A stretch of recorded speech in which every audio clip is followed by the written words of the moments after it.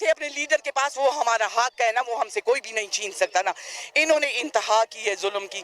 ہم chief justice of Pakistan سے بار بار کہہ رہے ہیں نا، آپ نے اگر ایکشن نہ لیا نا تو ہمارے ٹیکس کے پیسوں سے آپ کو اس منصب پہ بیٹھنے کی ضرورت نہیں ہے۔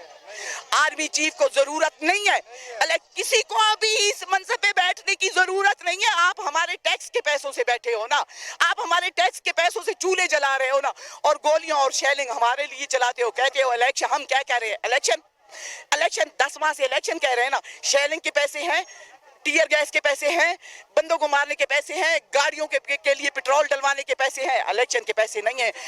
یہ ہارنے کے ڈر سے بھاگ رہے ہیں۔